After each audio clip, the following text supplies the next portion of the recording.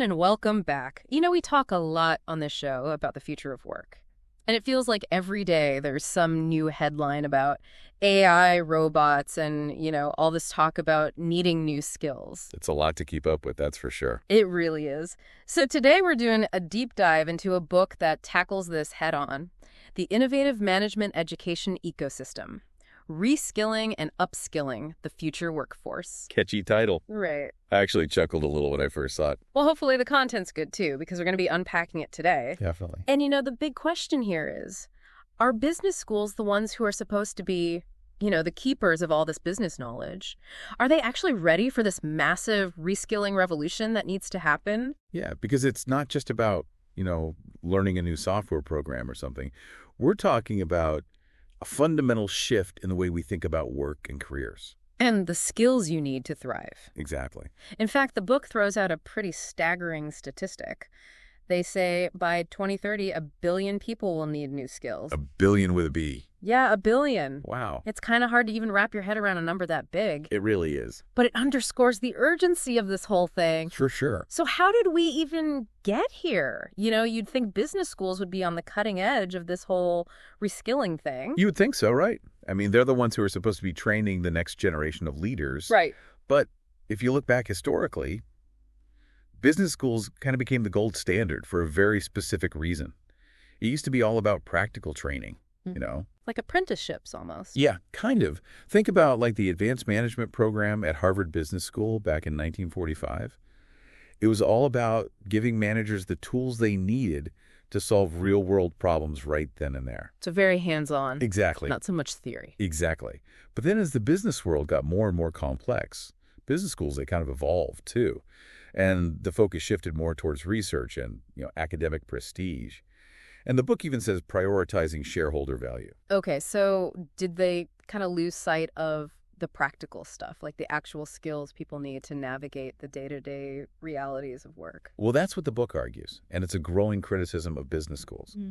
Are they just churning out graduates who are really good at spreadsheets, but maybe not so good at, dealing with ambiguity or uncertainty or rapid change? Which is kind of the name of the game these days. Exactly. And I feel like the pandemic really threw a wrench in things. Oh, absolutely. Suddenly, everyone had to adapt overnight to remote work and supply chain disruptions and all this stuff. It was like all those things we talked about in theory were suddenly very real and very urgent. And it, became really clear that just having an MBA on your resume wasn't enough anymore. So is that the big takeaway here? Like, is an MBA becoming obsolete?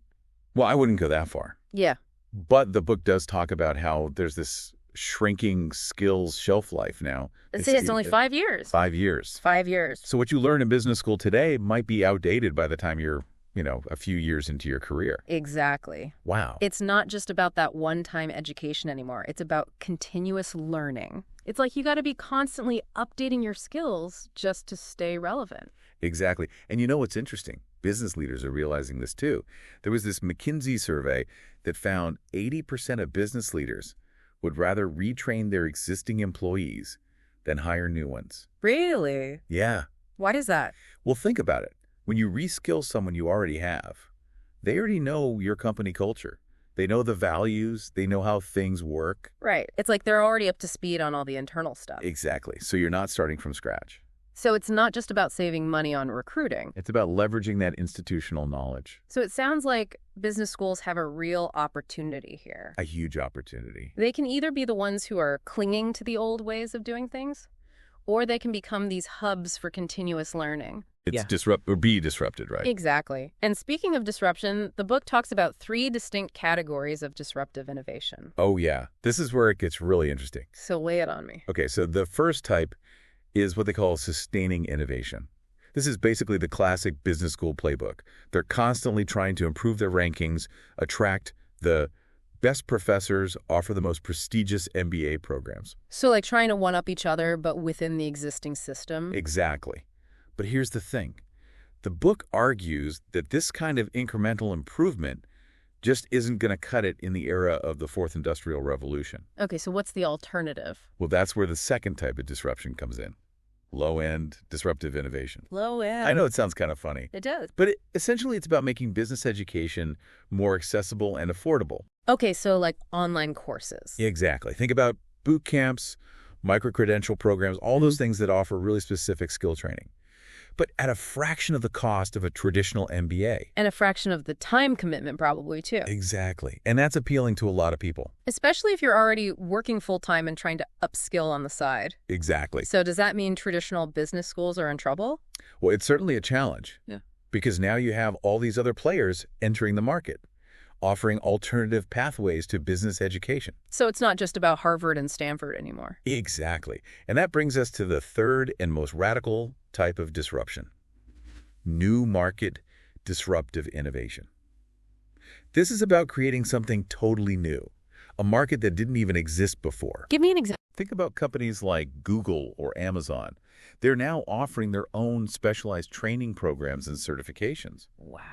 It's like they're creating their own mini business schools within their companies. And people trust them because they're Google and Amazon. Exactly. So now you have these tech giants becoming major players in the education space. So it's not even about traditional players anymore. That's a whole new ballgame. It's like the Wild West of education out there. It really is.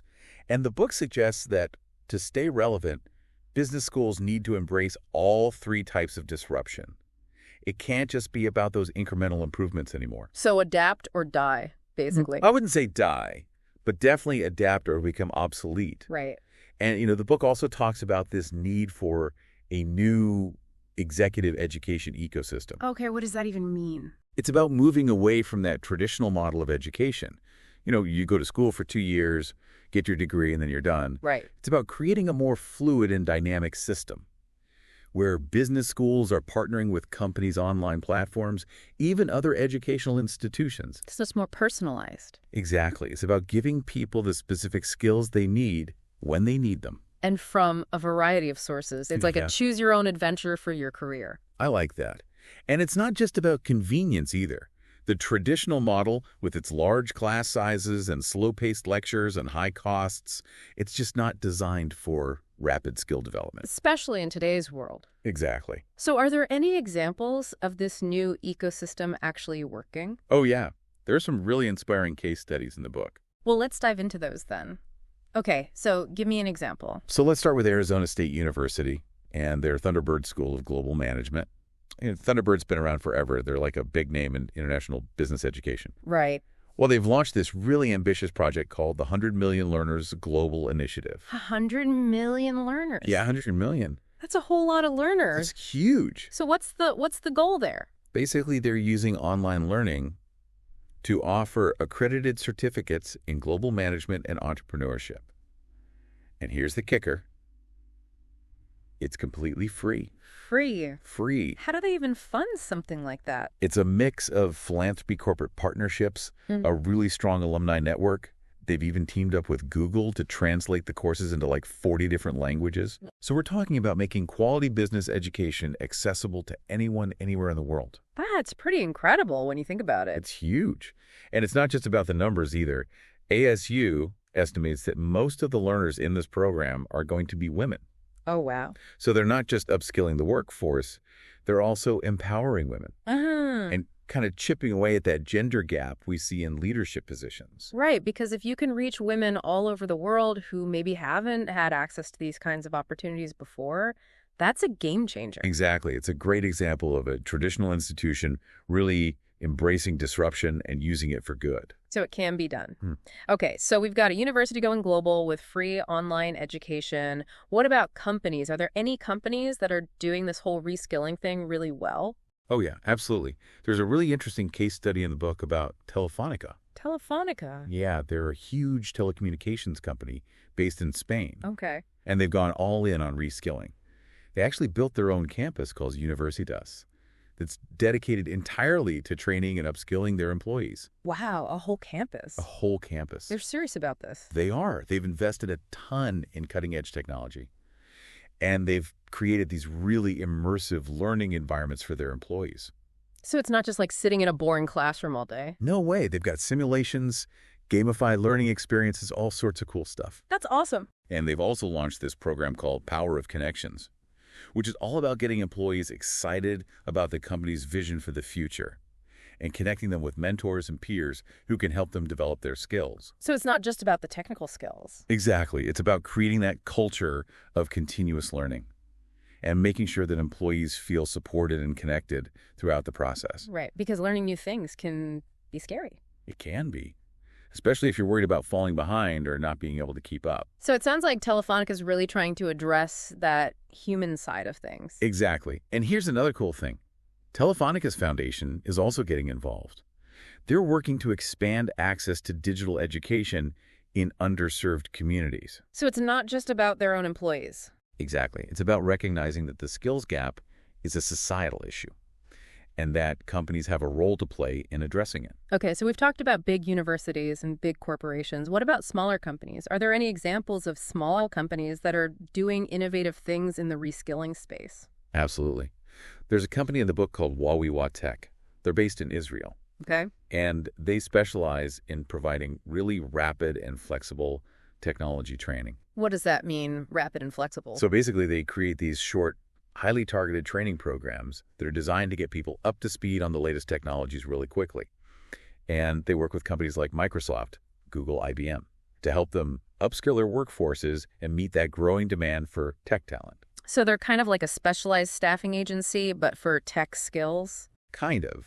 But they're more focused on the training aspect. They're all about identifying those in-demand tech skills and then creating these really efficient training programs that can get people job ready in weeks or even days. Wow, that's fast.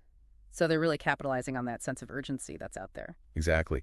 And they're also tapping into Israel's reputation as a global hub for innovation and technology. Right, because Israel's got a really strong tech sector. Exactly. So they're able to draw on that expertise and create these really high-quality training programs. So we've got universities going, global corporations building their own campuses, smaller companies carving out these really specific niches. It seems like there's no one-size-fits-all solution here. There really isn't. Yeah. And I think that's what makes this whole reskilling revolution so interesting. There's a lot of experimentation happening, a lot of different approaches. So how do we make sense of it all? Well, I think it's helpful to zoom out for a second and look for those common threads that connect these success stories. Okay, so what are some of those common threads? One of the biggest ones is that the traditional model of education and work is being completely upended. It's no longer about going to school, getting a degree, and then working in the same field for your entire career. Right. It's not like that linear path anymore. Exactly. It's about constantly learning, adapting, evolving your skill set to stay ahead of the curve.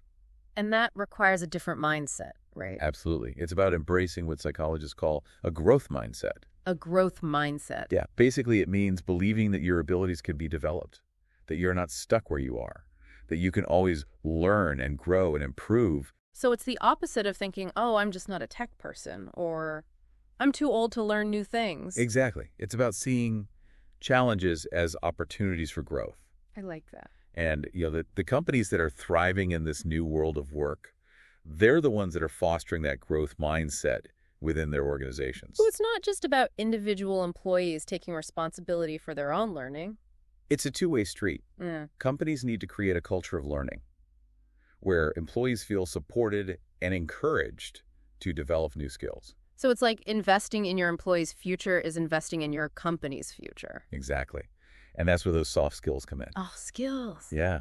Things like communication, collaboration, adaptability, problem solving. Oh, right. These are the skills that are becoming increasingly valuable in a world where technology is changing so rapidly. Because even if you have all the technical skills in the world, if you can't communicate effectively or work well with others, you're not going to get very far. Exactly.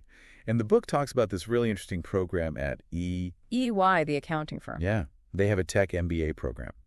And it's not just about technical mastery. It's also about developing leadership skills, social responsibility, a global mindset. So it's about more than just the bottom line. Exactly. It's about developing leaders who understand that their role isn't just about making money. It's about making a positive impact on the world. And that brings to mind another example from the book, the guild system. Can you tell us a little bit about that? Yeah, so the guild system is a really interesting example of a company that's trying to bridge that gap between education and employment. They're basically a public benefit corporation, and they connect workers, employers, and learning providers to create these personalized upskilling opportunities. So it's like a matchmaking service for people who want to learn new skills and companies who need those skills. Exactly. And what's really cool about them is that they're focused on creating pathways to good jobs, jobs that pay a living wage and offer opportunities for advancement. So it's about more than just filling job openings. Exactly. It's about creating a more equitable and sustainable future of work, where everyone has the opportunity to thrive. And that's something I think we can all get behind. You know, thinking about all these different approaches to reskilling, it really highlights something crucial from the book. The traditional business school mindset might not be enough to navigate the future. It's true. The fourth industrial revolution isn't just about technology. It's about navigating constant change and ambiguity. The old ways of thinking, with rigid hierarchies and siloed departments, just won't cut it. So you could have all the technical skills in the world, but without adaptability, creativity, and that human touch, you're still at a disadvantage. Precisely. And the book really emphasizes this growing awareness of the importance of human skills alongside those technical ones. We're talking about emotional intelligence, communication, collaboration, ethical decision-making, those qualities that allow you to connect with people and navigate complexity. It's almost like we're circling back to those early days of business schools we talked about earlier, where the focus was on developing well-rounded leaders, not just number crunchers. Right. Except this time, it's about equipping people with the human skills needed to lead in a world increasingly intertwined with technology.